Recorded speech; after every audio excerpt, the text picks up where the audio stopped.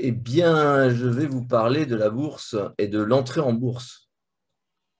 Et Mon la grande Dieu! question, est-ce que c'est bon pour les entrepreneurs? Alors, quelle est ta réponse?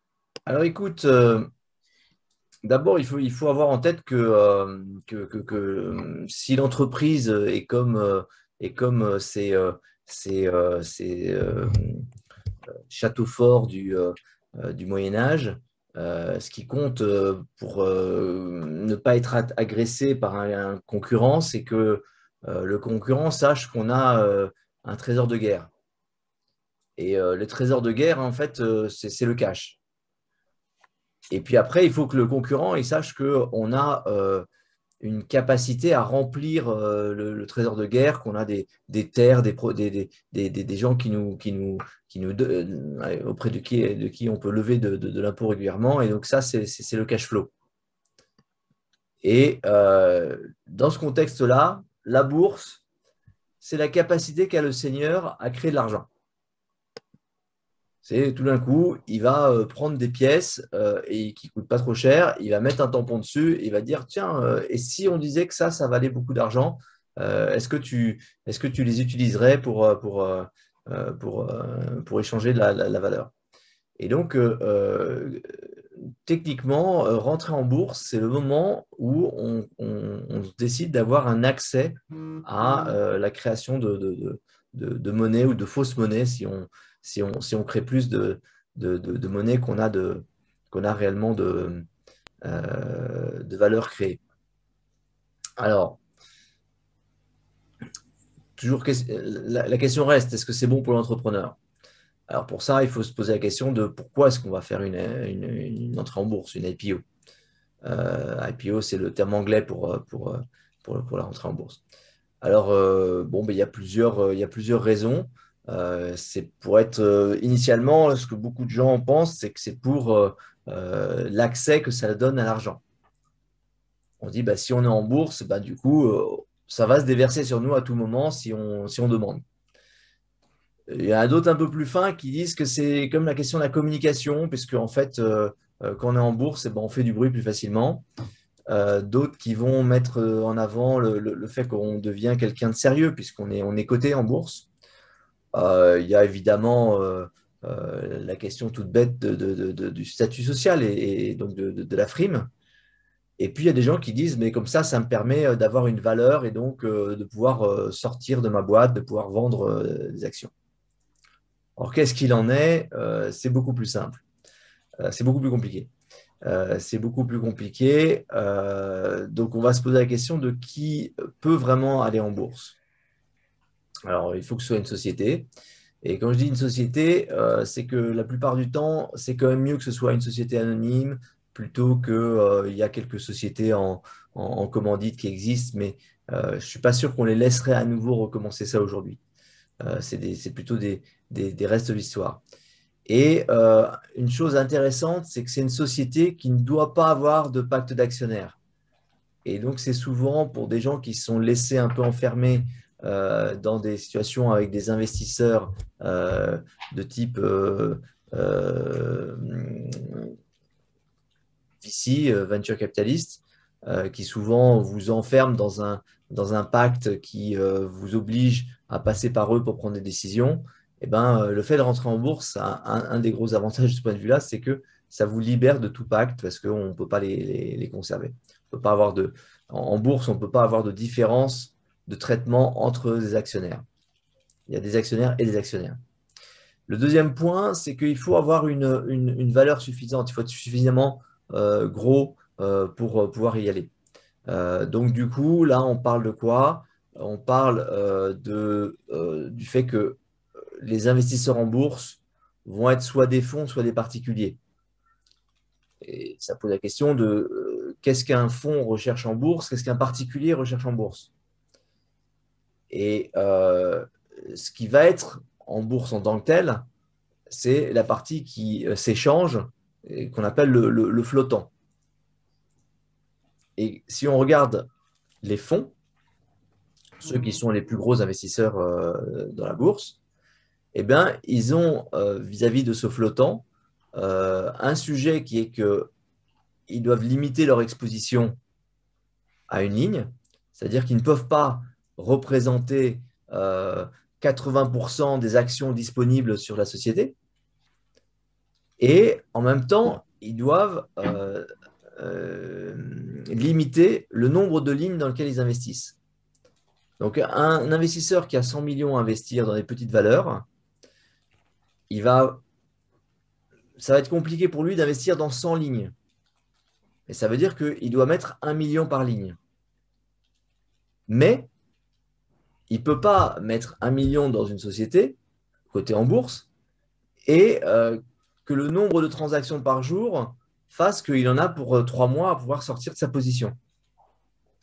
Donc, on est dans cette espèce d'équilibre. Il faut que le flottant, donc la valeur de l'entreprise, soit le plus large possible. Pour autant, on est une petite boîte, on ne veut pas mettre tout son capital en bourse. Donc, voilà en gros ce qui limite. Donc, si vous voulez, un fonds, il va mettre au minimum 500 000 euros dans chaque investissement qu'il fait.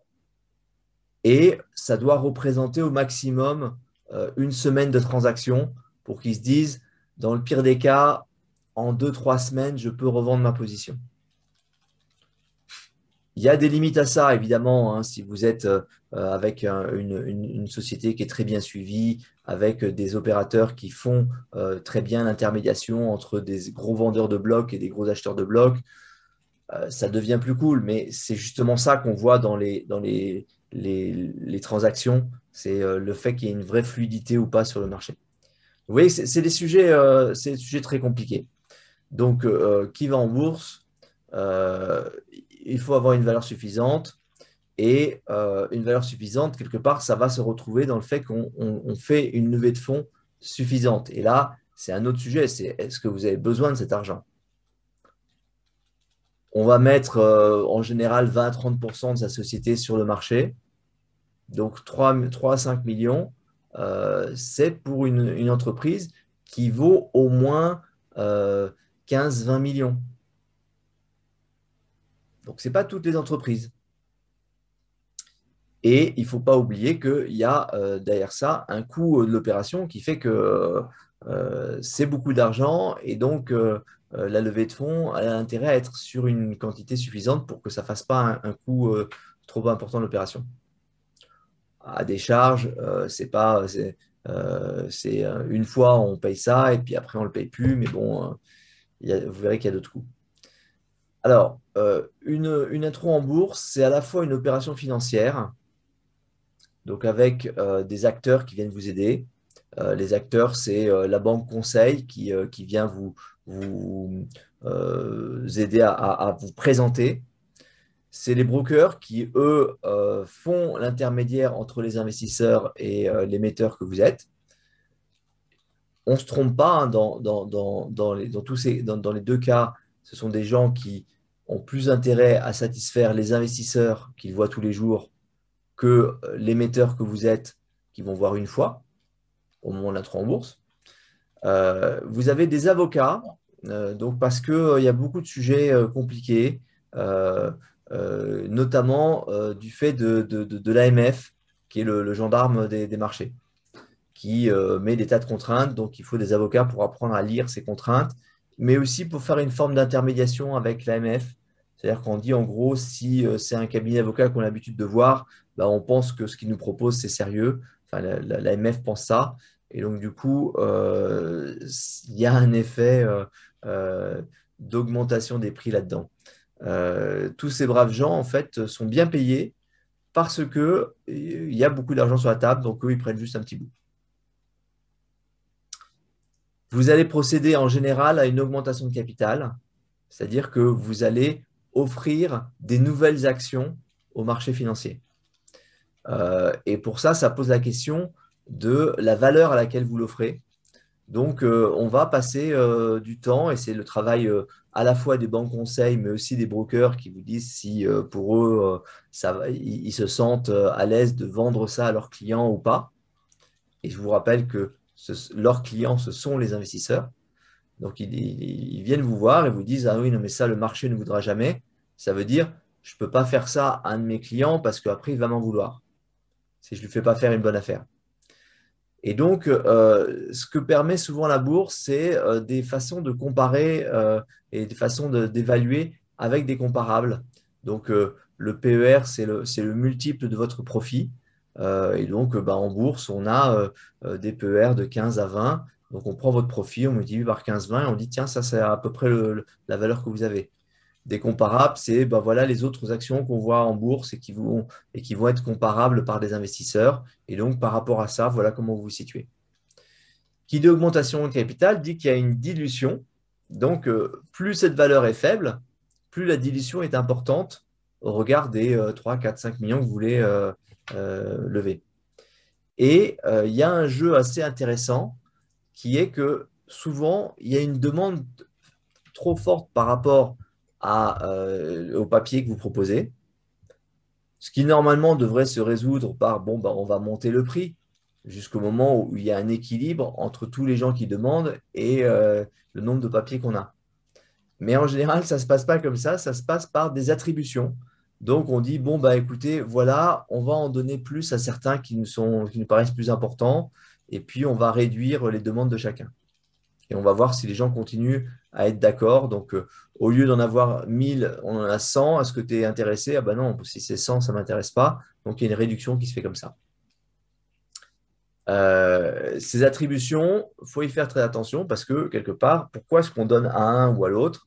Eh ben, c'est souvent parce qu'on veut faire plaisir à un très bon client. Donc, il y a des sujets de, de favoritisme qui peuvent toucher à de la corruption et sur lequel vous n'aurez pas beaucoup de mains quand vous mettrez là-dedans. Vous n'aurez pas la main dessus, je veux dire. Ça peut éventuellement être des cessions de titres, mais le fameux marché va moins accepter ça parce que si vous voulez rentrer en bourse et que vous voulez récupérer de l'argent, il ne faut pas dire que c'est parce que vous avez envie de gagner de l'argent. Vous êtes supposé toujours croire à votre entreprise. Donc, il y a des cas dans lesquels ça se fait. Et puis, ça peut être un mix éventuel, notamment pour combler une demande trop forte.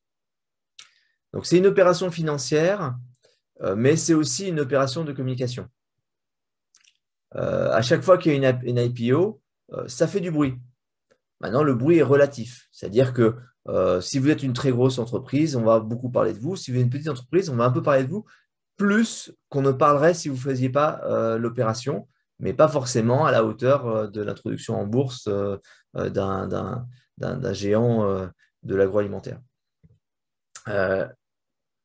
Si vous faites une IPO, il va falloir que vous preniez une agence de communication financière. Donc, c'est une opération de com. Ce sont des gens qui vont aller voir les investisseurs et qui vont leur dire, tiens, voilà le dernier dossier sur lequel on travaille, ça devrait vous intéresser. Donc, vous avez, c'est une forme de communication un peu spécifique, mais elle est réelle. Donc, c'est une opération de com. Il se trouve qu'en plus de ça, il y a une presse financière. Alors, elle n'est pas aussi, pas aussi forte et développée que ce qu'elle a pu être, mais il n'en reste pas moins qu'elle existe. Et elle est très friande d'introduction en bourse parce que c'est de la nouveauté, et puis parce que c'est des jolies histoires, quoi, hein. Les journalistes, ils veulent raconter des histoires. Et l'intérêt que tout ça a, c'est que subitement, vous faites partie des gens sur lesquels on a écrit. On a écrit sur vos chiffres, on a écrit sur on a décrit ce que vous faites, on a reporté vos propos. Et si c'est dans des articles, c'est que c'est sérieux. Je veux dire par là que tout journaliste qui voudrait parler de vous après, eh ben, il va faire un tour de qu'est-ce qui s'est dit dans la presse. Et vous me direz, il pourrait faire un tour de tout ce qui s'est dit sur Internet. Mais ça, c'est trop compliqué parce qu'à chaque fois qu'il y a une source sur Internet, il faut se poser la question de ce qu'elle vaut, etc. Si c'est dans la presse, bon, bah, c'est que c'est vrai. Donc, vous, quelque part, en entrant en bourse, vous gagnez une forme d'existence médiatique que vous n'avez pas forcément avant. Et puis le dernier point, c'est que être en côté, ça vous oblige à communiquer. Donc, du coup, ça va avoir un impact sur votre visibilité, sur votre image, euh, euh, sur la sphère dans laquelle vous êtes connu et reconnu. Alors, les avantages de cette communication financière. Et le premier avantage, c'est que c'est une institutionnalisation. Vous devenez une institution. Alors, je vais vous donner une citation de Patrick Bensaba, qui est mort il y a quelques années et qui était un entrepreneur avec lequel on parlait et qui avait monté une entreprise de services informatiques très, très rapidement. Et il était rentré en bourse et il explique que quand il n'était pas une entreprise cotée, il avait un mal fou à rentrer chez les gros clients. Il n'avait que 2 clients parmi les boîtes qui forment le CAC 40. Un an après son introduction, il n'y avait que 2 entreprises de CAC 40 qui n'étaient pas ses clients. Donc, ça avait été pour lui un vrai changement dans la façon dont les gens le voyaient. C'est ce qu'on peut appeler la question de l'institutionnalisation. Il y a un autre point d'institutionnalisation dans le cas des softwares, l'industrie des logiciels, c'est le fait d'être visible dans les outils d'analyse commerciale. Et là, on parle de quoi? On parle par exemple du Gartner. Vous voyez, Gartner, tous les ans, va faire des jolies cartes pour montrer comment se positionnent sur un sujet précis toutes les différentes entreprises. Ben, être dans cette carte-là, ça fait que subitement, tout acheteur va dire: ah, mais tiens, mais qu'est-ce qu'ils font eux exactement? Si vous n'êtes pas dans cette carte, vous n'existez pas. Bon, ben, le fait d'être institutionnalisé, c'est ça. C'est que subitement, on va vous mettre dans un des cadrans et vous allez vous retrouver côte à côte avec Microsoft, SAS, SAP, Oracle, IBM, tout ça, etc. Donc, ça, c'est cool. Donc, l'institutionnalisation, c'est un des avantages. Après, il y a un autre avantage, c'est que vous allez devoir apprendre à vous présenter. Vous allez vous présenter au marché financier. Vous allez faire des présentations 2, 3 fois par an, enfin 2 à 4 fois par an. Ces présentations-là, c'est un nouvel outil qu'il va falloir apprendre à faire. Et quelque part, ça va vous être utile pour plein de choses. Bon, vous n'êtes pas obligé de vous mettre dans une opération d'être en bourse pour avoir tout ça, mais ça fait partie des avantages qu'on peut en récupérer. Et comme vous communiquez régulièrement, et ben effectivement, là encore, ça vous change votre mindset et ça change aussi la façon dont vous êtes vu. Et vous allez utiliser le porte-voix de la bourse que je vous expliquais tout à l'heure, c'est-à-dire cette façon qu'il y a pour beaucoup de gens d'être obligés de regarder ce qui se passe sur les entreprises cotées et d'en être les relais. Dernier point, ou plutôt avant-dernier point, c'est le fait que ça va vous apporter une crédibilité. Alors ça, c'est intéressant. Régionalement, les entreprises cotées, il n'y en a pas tant que ça. Vous en faites partie. Donc, du coup, vous êtes sérieux. Votre banquier, il vous voit différemment. Il a un client coté. Au niveau national, c'est pareil. Vous êtes une entreprise cotée, donc sérieuse. Donc, on vient vous chercher, on vous appelle. Et au niveau international, c'est encore pire parce que autant en France, vous savez, on a l'habitude d'aller chercher sur les comptes, sur société.com ou autres, les comptes de quelqu'un pour savoir ce qu'il vaut.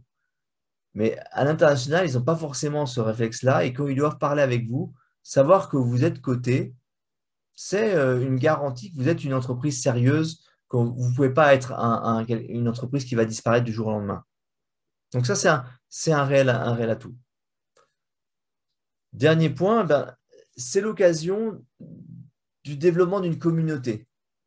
Et quand on connaît l'importance des communautés, c'est quelque chose sur lequel il faut se pencher.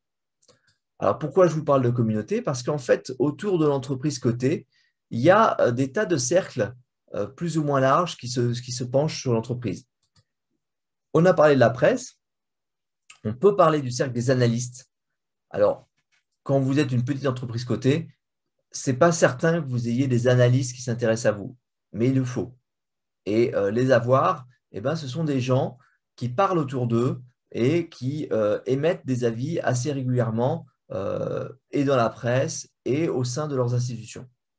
Donc, c'est un cercle d'influenceurs qui vous entourent.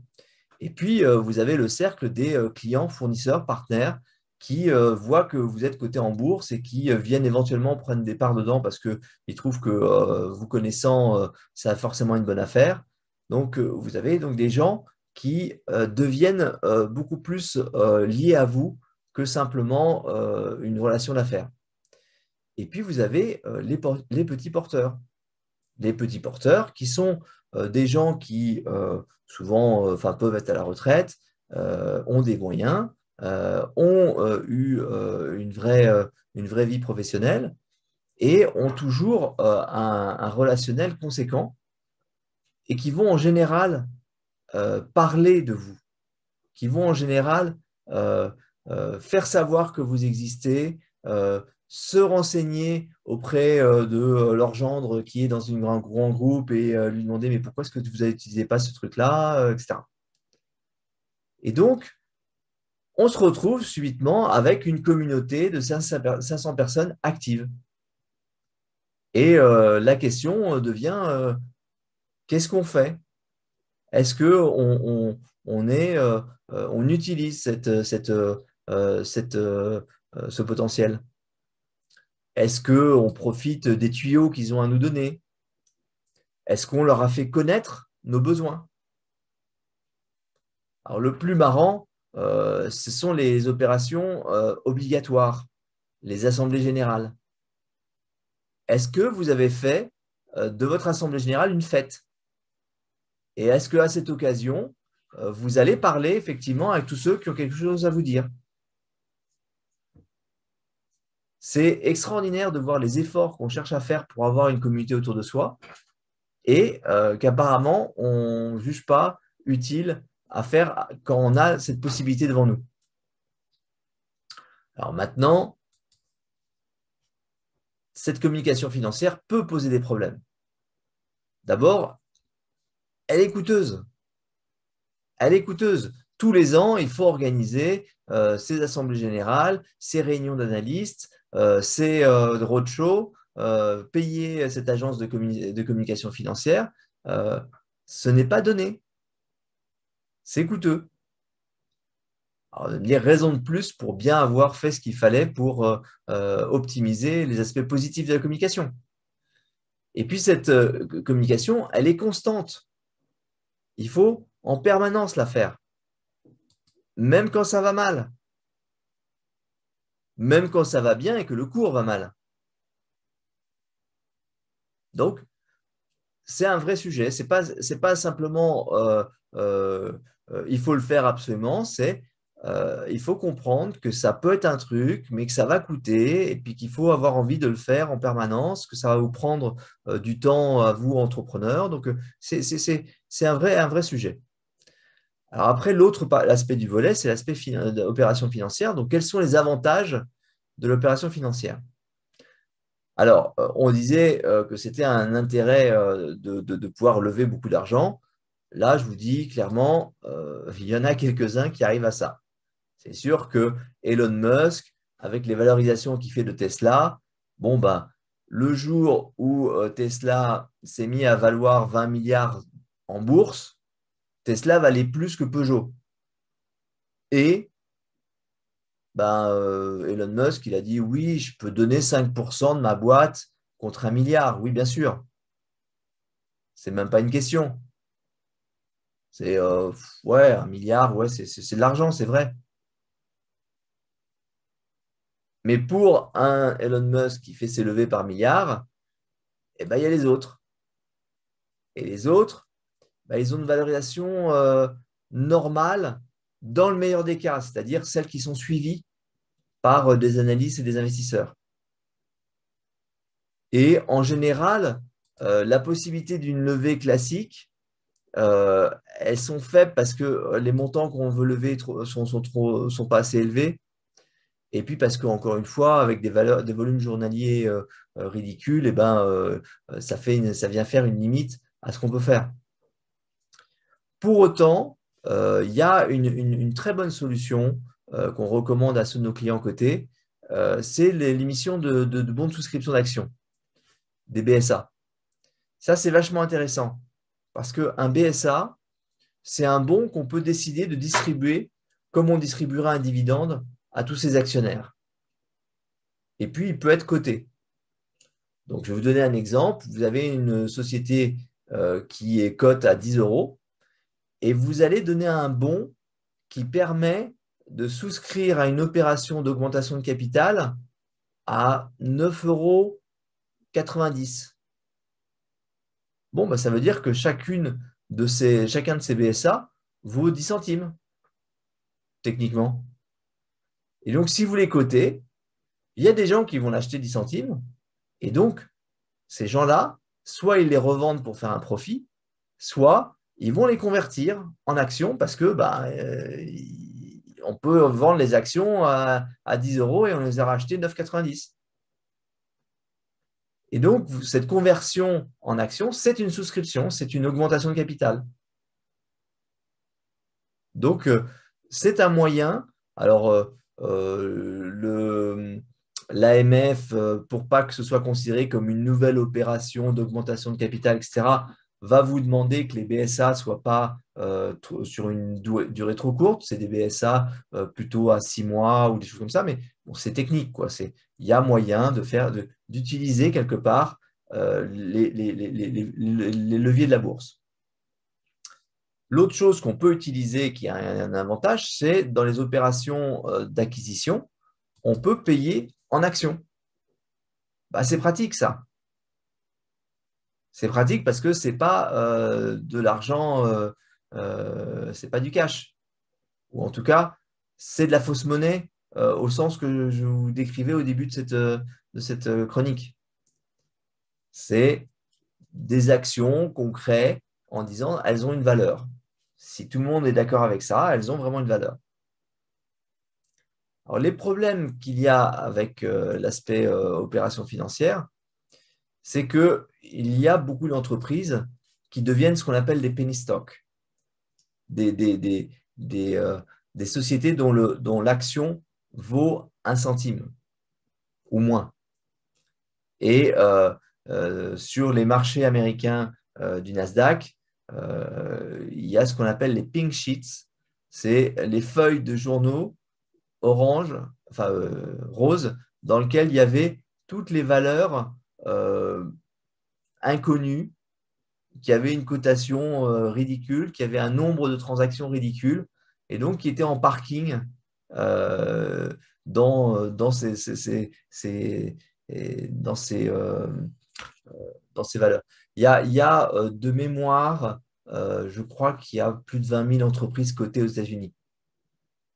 Une fois que vous sortez des 500 premières, il ne vous reste plus que 1% de toutes les transactions qui se font.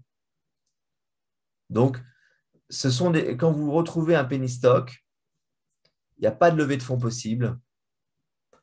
Et ça va même être un vrai problème pour une opération de cession. Parce qu'à chaque fois que vous voudrez vendre votre boîte, vous aurez quelqu'un qui va vous dire « Ah oui, mais bon, en bourse, vous valez 2 millions. » Écoute, va racheter toutes les actions que tu veux en bourse, on va voir si tu arrives à avoir 100% des actions. Moi, je sais que tu n'auras pas les miennes à ce prix-là. Et je pense que tu n'en auras pas beaucoup à ce prix-là. Et de fait, si vous allez essayer de racheter 100% des actions qui sont cotées à 2 millions d'euros à raison de 1 centime par action, la probabilité, c'est qu'effectivement, vous en ayez peut-être 1, 2, 3, 10% de la boîte, mais que le prix commence à monter au fur et à mesure que vous en voulez plus. Et vous allez arriver à la fin sur la vraie valeur de l'entreprise. Mais à la fin. Et Du coup, c'est idiot, mais vous avez quand même des gens en train de vous dire, oui, mais bon, votre boîte, elle est cotée à 2 millions, je ne peux quand même pas présenter à mon board le fait de la faire de l'acheter à 20 ou à 50. Deuxième élément, il y a un coût de maintenance important, c'est-à-dire que chaque année, ça va vous coûter. Ça va vous coûter en audit que vous êtes obligé de faire. On a vu que ça vous coûtait avec la communication. Et il ne faut pas oublier l'implication de l'entrepreneur qui doit répondre aux investisseurs, qui doit faire ses réunions annuelles avec les investisseurs, etc. Faute de quoi, il va devenir un penny stock. Et là, il n'aura aucun des avantages et tous les inconvénients. Et même en faisant ça, il n'est pas sûr de ne pas devenir un penny stock. En conclusion, ce n'est pas pour tout le monde, on est bien d'accord. C'est une opération de com, donc il faut la préparer. Quand vous êtes coté, il va falloir avoir une compréhension précise de qui sont vos actionnaires et de quoi ils ont besoin. C'est une nouvelle forme de marketing.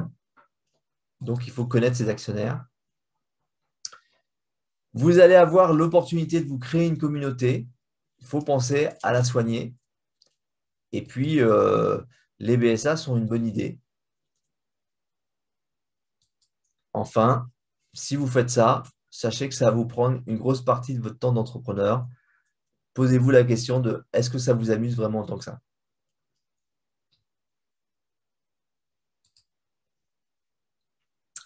Et voilà, j'ai marché sur la queue du rat, le rat fait couic et mon histoire est terminée. Merci Jean-Christophe pour cet échange qui est effectivement profond, hein. Tu as été dans le détail et tu as montré tous les aspects positifs, négatifs et les contraintes générées par une introduction en bourse. Peut-être on peut raconter juste une anecdote en disant que pour un entrepreneur, c'est parfois aussi quelque chose qui est très troublant à titre personnel. Et j'ai personnellement le souvenir d'un dirigeant d'entreprise très expérimenté, presque la soixantaine, qui avait une boîte à l'époque au second marché de la Bourse de Paris, entreprise, une jolie ETI de 200 millions d'euros de chiffre d'affaires, et qui, sur son ordinateur de bureau, tu t'en souviens peut-être, Jean-Christophe, ça nous avait choqué, n'avait pas, comme tout le monde, finalement, son lecteur de mail pour voir quelles étaient les informations et les questions qui pouvaient lui arriver par mail, mais Boursorama, et qui surveillait du coin de l'œil pendant toute sa journée professionnelle, surveillait l'évolution de son cours de bourse, et qui paniquait dès que le cours de bourse était en train de baisser, dès que le carnet d'ordre à la vente se remplissait, il prenait ça pour un moment de panique, enfin ça générait de la panique et du coup il essayait d'appeler les gérants et les analystes pour savoir qui mettait en vente 10 000 actions de la société, c'était pas possible, etc. Ça l'a empêché, bien entendu, vous l'imaginez, de gérer l'entreprise avec autant d'attention qu'il aurait fallu lui apporter. Oui, tout à fait, Patrick. Et en même temps, on peut imaginer que bon, vous êtes entrepreneur, vous êtes confiant sur le fait que vous n'allez pas être affecté par la chose. On peut en douter, mais en même temps, vous avez des collaborateurs qui vont certainement prendre des actions de la société parce que, évidemment, on montre qu'on y croit et qui vont être tous les matins en train de regarder sur Boursorama s'ils doivent ou pas s'inquiéter, s'ils doivent ou pas être joyeux ou déprimés. Et ça a l'air de rien, mais ça se voit dans la réalité. On a des clients qui nous disaient, mes collaborateurs, quand les journées de bourse sont mauvaises, le matin, ils sont déprimés. Pourtant, la boîte n'a pas changé, hein. Ils la Et voient de l'intérieur. pareil quand il y a une note d'analyste qui est défavorable, parce que par exemple, n'oubliez jamais que bah, le cours peut monter plus que la valeur raisonnable et que du coup, bah, il peut redescendre après. Et en disant vendez l'action, pourquoi? Parce qu'elle est juste trop chère, pas parce que la boîte est pas belle. Donc il y a des mécaniques qui sont difficiles à comprendre quand on n'est pas dans la situation. Mais en tout cas, merci pour ce travail assez approfondi, hein, même très approfondi aujourd'hui, Jean-Christophe.